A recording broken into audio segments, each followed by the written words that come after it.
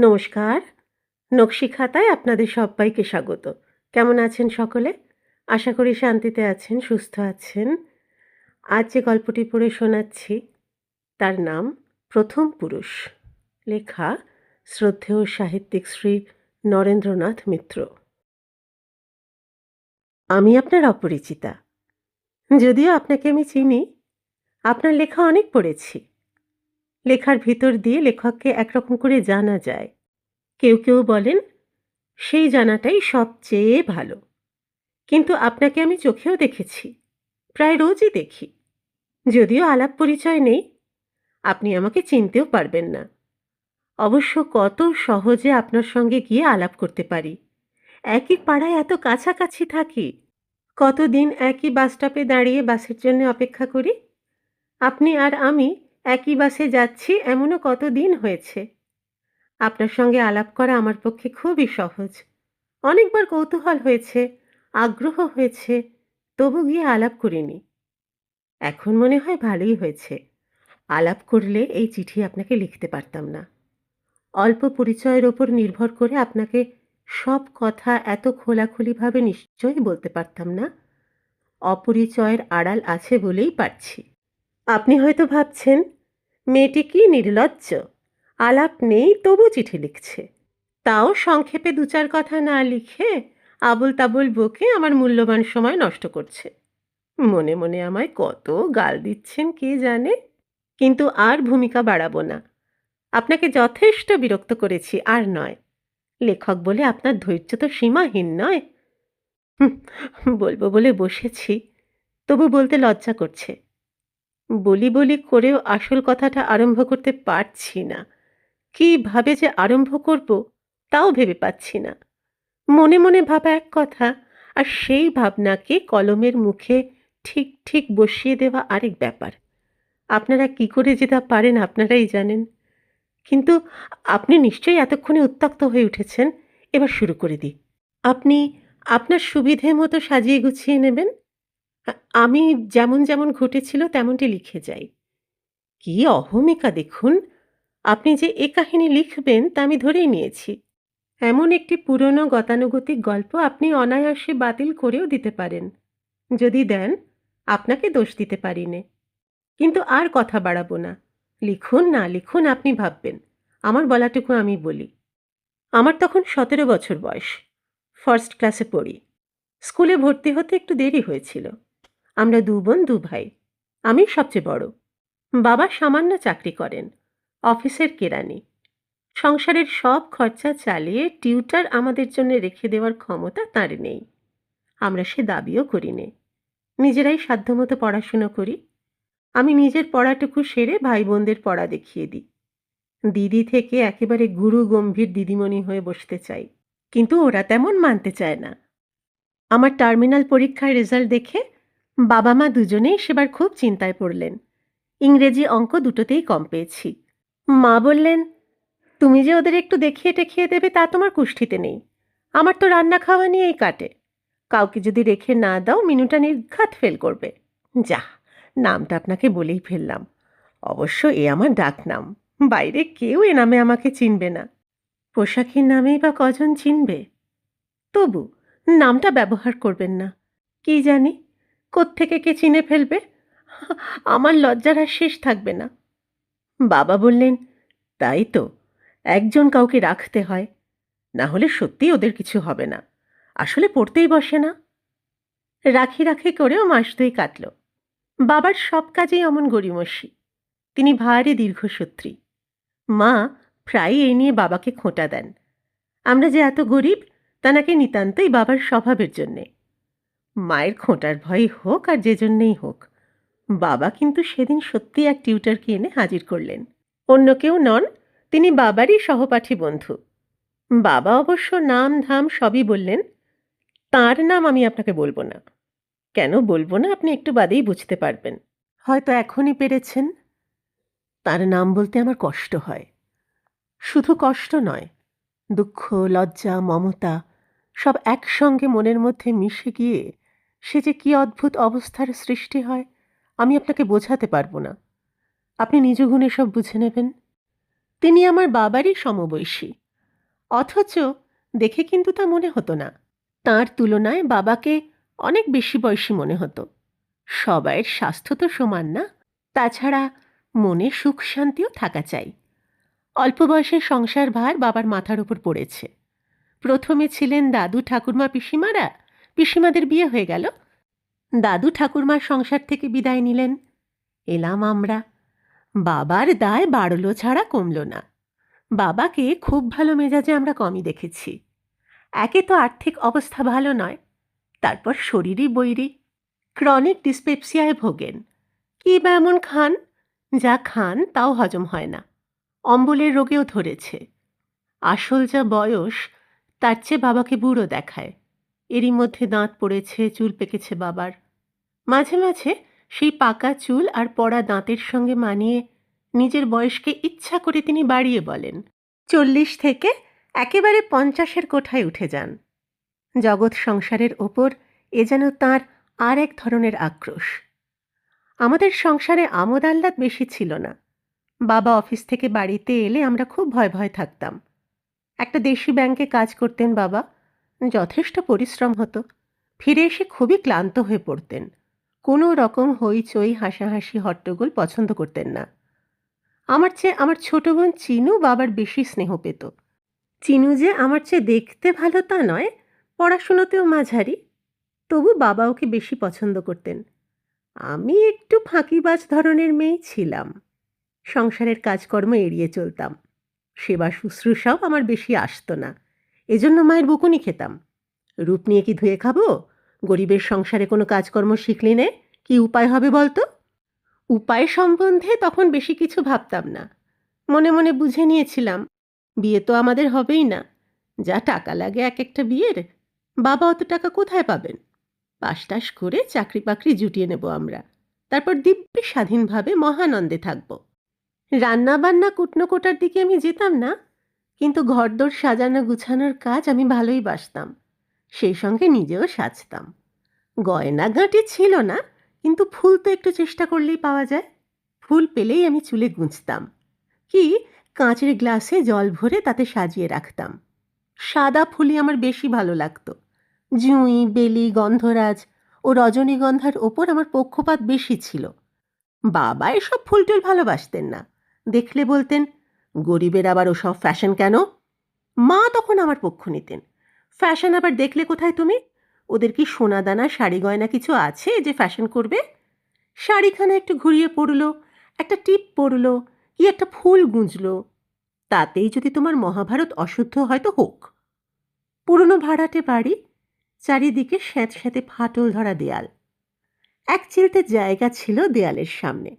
আমি সেখানে কয়েকটা দোপাটি ফুলের গাছ লাগিয়েছিলাম। বাবা দেখে বললেন, গরিবখানায় এত ফুলের ঘটা কেন? ফুল দিয়ে হবে কি? তার চেয়ে লাউ কুমড়ো শাকসবজি ফলাতে পারিস না? গুষ্টি খেয়ে বাঁচে। শুনে সেদিন বড় দুঃখ পেয়েছিলাম। আমার বাবা এত নিরস, এত নিষ্ঠুর কেন? পরে আরও বড় হয়ে বুঝেছি, তার এই নিরসতাও একটা ভান, নিজের দুর্ভাগ্যের সঙ্গে কৌতুক।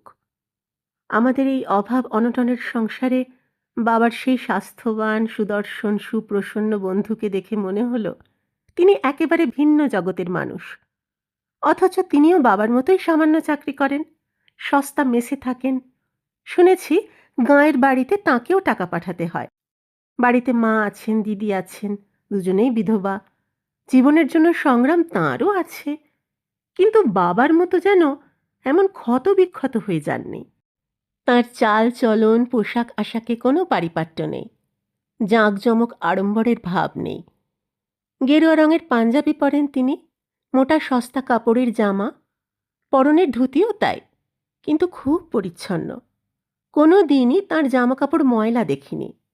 পরে শুনেছিলাম তিনি নিজে কেচে ইস্ত্রি করে পরেন। ধোপা কি লন্ড্রির ওপর তিনি বড় একটা নির্ভর করেন না। আমার বন্ধু, আমরা একসঙ্গে কলেজে পড়তাম। বাবা তার সঙ্গে আমাদের পরিচয় করিয়ে দিলেন। আমি, আমার ছোট ভাই বোনেরা প্রত্যেকেই তাকে প্রণাম করলাম। তিনি স্মিতমুখী প্রত্যেকবারই বললেন, থাক থাক। বাবা বললেন, এবার তোমরা যাও, আমরা দুজনে একটু সুখ দুঃখের কথা বলি। আমার ভাই বোনেরা সরে গেল, কিন্তু আমি যাই যাই করেও যেতে পারলাম না। দেয়ালের আড়ালে দাঁড়িয়ে রইলাম। তিনি বললেন, তোমার শরীর তো ভারী খারাপ হয়ে গেছে গোকুল। বাবা বললেন, খারাপ হয়েছে নাকি বুড়ো হয়েছি? তুমি অতিরিক্ত ভদ্র কিনা তাই মোলায়েম করে বলছো। তুমি কিন্তু চেহারাটিকে সেই আগের মতোই রেখে দিয়েছ।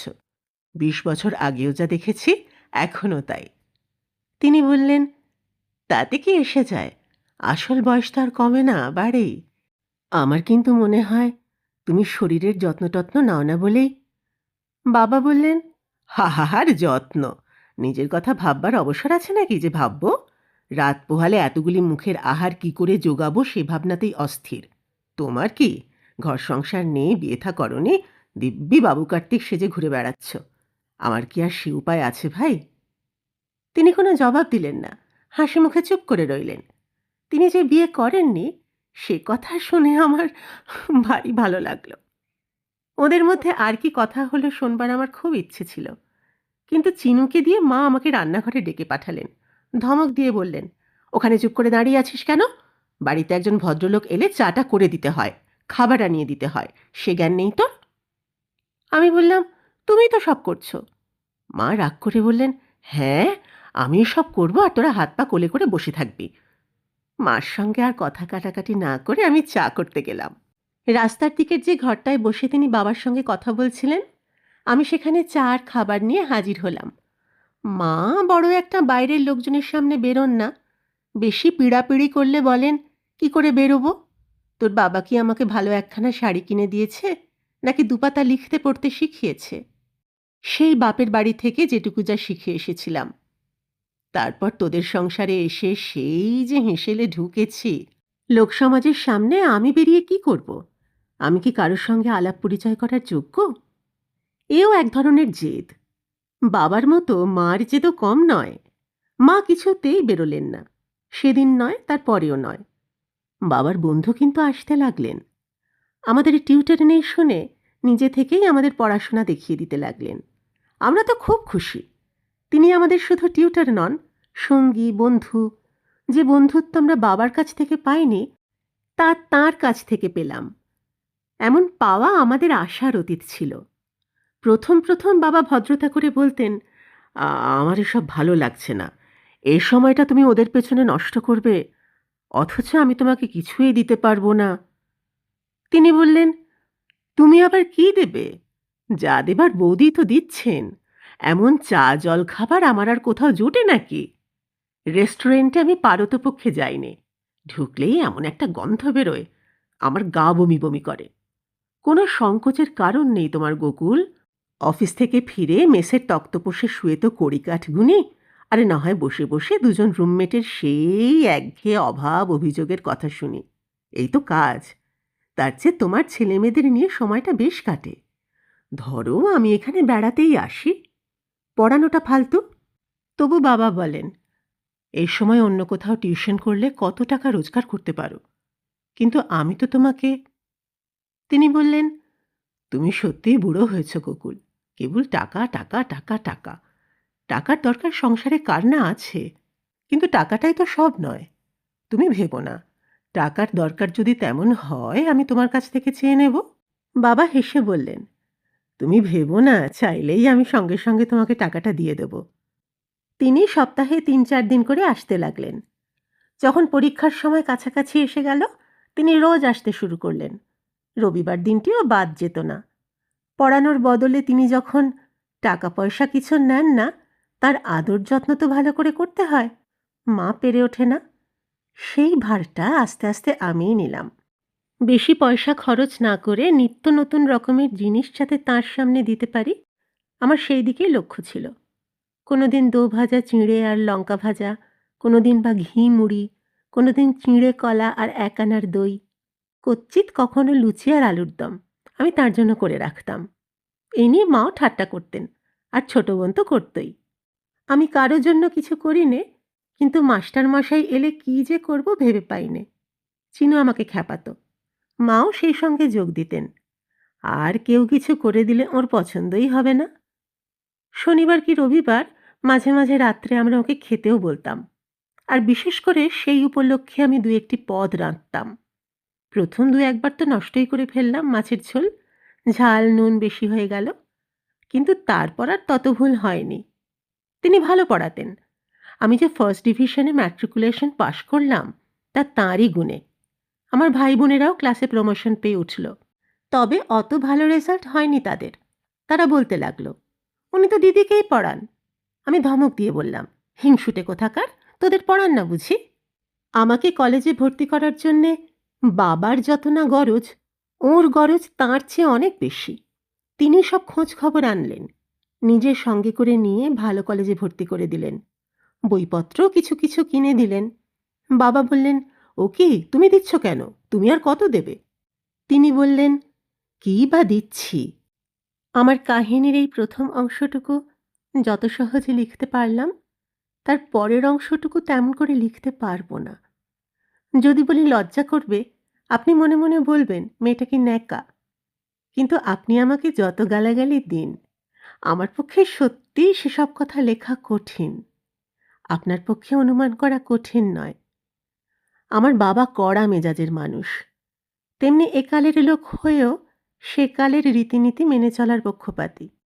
আমরা একটু বড় হবার পর কোনো যুবক আমাদের বাসায় আসতে পারত না। বাবা পছন্দ করতেন না। আত্মীয় স্বজন ধারে কাছে কেউ ছিলেন না। যারা ছিলেন তারা প্রায় অনাত্মীয়ই হয়ে গিয়েছিলেন। আমাদের অবস্থার সঙ্গে তাদের অবস্থার অনেক তফাৎ। বাবাও কারো কাছে পারতপক্ষে যেতেন না। তাকে বলতে শুনেছি, গেলেই ওরা ভয় পায়, ভাবে ধার চাইতে এসেছি। তাই মাস কয়েক যেতে না যেতেই তিনি আমাদের পরম আত্মীয় হয়ে উঠলেন। আত্মীয় বলতে আত্মীয়, বন্ধু বলতে বন্ধু। শুধু আমার নয়, বাড়ির সবার। দরকার হলে মাও তার সামনে এখন বেরোন। কিন্তু তার অনেক দিনের অনভ্যাস, লজ্জা আর সংকোচ কাটিয়ে উঠতে পারেন না। দু চার কথা বলেই মা ঘর সংসারের কাজে চলে যান। তাঁর সঙ্গে মায়ের আলাপ জমে না। আমি মায়ের প্রতিনিধিত্ব করি। পাশের বাড়ির একটি মেয়ের সঙ্গে চিনুর বন্ধুত্ব হয়েছে। সে চলে যায় তার কাছে, ছোট ছোট দুটি খেলার মাঠে। তিনি আমার সঙ্গে বসে কথা বলেন। কি এমন কথা, সেসব কথার কোনো মাথা মুন্ডু নেই। তুচ্ছ খুঁটিনাটি ব্যাপার। আমাদের কলেজের গল্প, প্রফেসরদের গল্প, কে কেমন পড়ান, কার ক্লাসে মেয়েরা কত বেশি দুষ্টুমি করে, এই সব। আলাপের বিষয় তুচ্ছ, কিন্তু তাতে আমাদের কারও কোনো ক্লান্তি আসে না। বন্ধুর সঙ্গে বন্ধুর যে আলাপ, তাতে কি কোনো বিষয় দরকার হয়? তারপর একদিন আমাদের কলেজের ছুটির সময় আর তাঁর অফিসে বেরোবার সময় কি করে যেন মিলে গেল। আমার সঙ্গে বেড়াবার জন্যই তিনি সেদিন অফিস কামাই করলেন। সেদিন আমরা পার্কের একটি বেঞ্চে বসে শুধু গল্প করলাম। এর আগে তাঁর সঙ্গে কখনো একা বেরোয়নি। যখনই বেরিয়েছি ভাই বোনদের কেউ না কেউ সঙ্গে থাকতো। দল বেঁধে আমরা তাঁর সঙ্গে মিউজিয়াম দেখেছি, চিড়িয়াখানা দেখেছি, লেকে গেছি, গঙ্গার ধারে গেছি। কিন্তু একা একা তাঁর সঙ্গে কোথাও যাইনি। আজ শুধু আমরা পার্কে বসে রইলাম।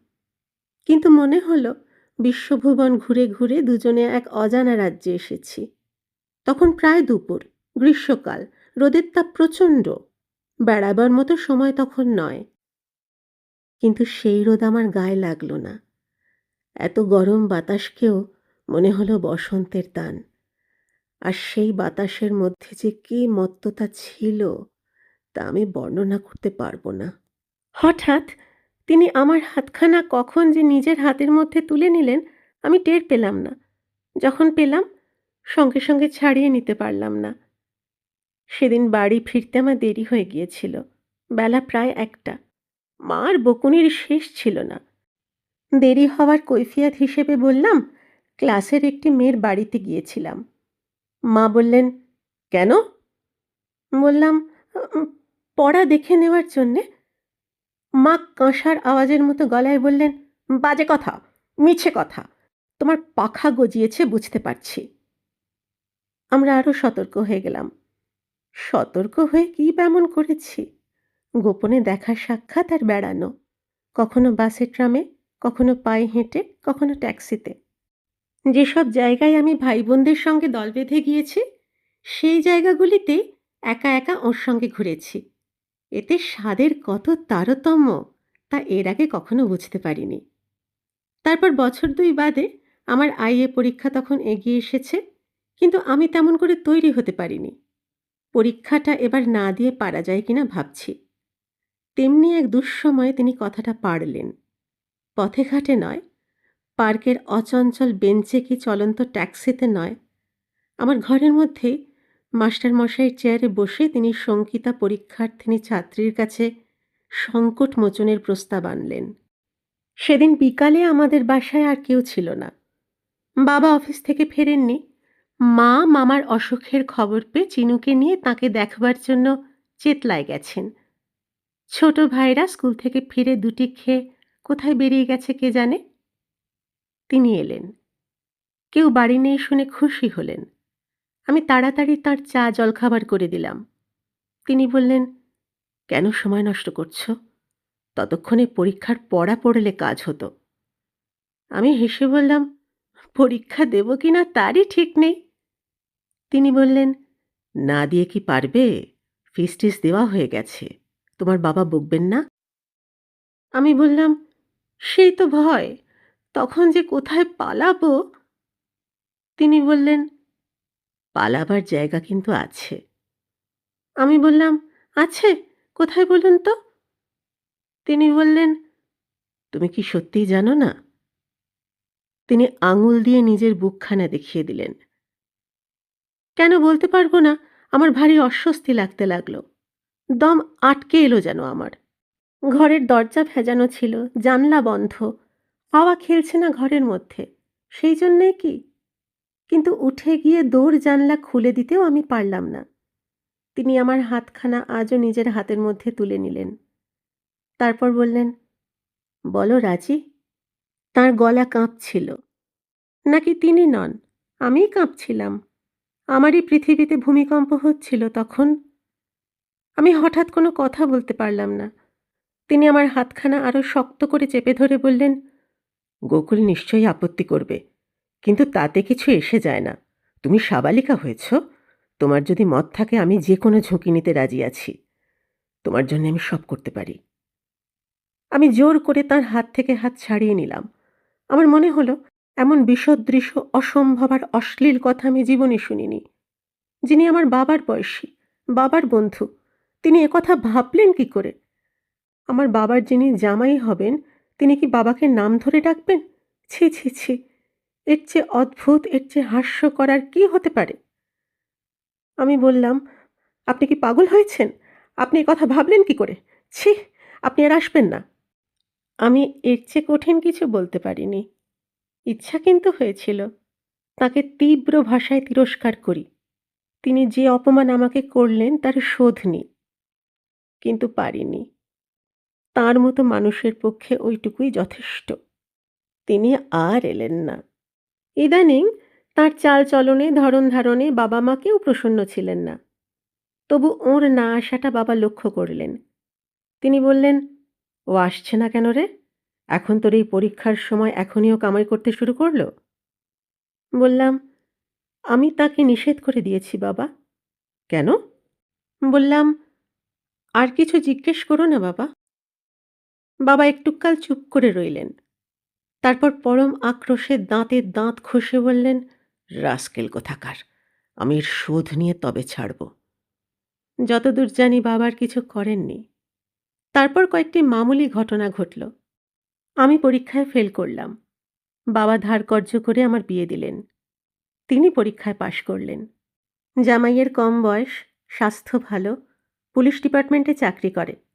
মাইনের পরেও উপরি রোজগার কিছু আছে। তবু আমি সুখী হতে পারিনি। মনে হয় বিয়ে ব্যাপারটাই একটা লটারি। বাবা অবশ্য দেখেই দিয়েছিলেন। তবু মানুষকে ওপর থেকে কতটা বা দেখা যায়। স্বামীর সঙ্গে আমার মতের মিল নেই, রুচির মিল নেই, মনে হয় কিছুরই বুঝি মিল নেই। বাবা মার মধ্যে যতখানি অমিল, আমাদের অমিল যেন তার চেয়ে বেশি, তার চেয়েও গভীর। তবু তাঁদের মতো রাত দিন ঝগড়া আমাদের লাগে না। আমি প্রাণপণে মানিয়ে নেওয়ার চেষ্টা করি। যখন পারি নে, তখন এ ঘর থেকে ও ঘরে চলে যাই। রাস্তার ধারের জানলায় গিয়ে দাঁড়াই। কত লোকজন চলে, আর মুহূর্তে মুহূর্তে বাস।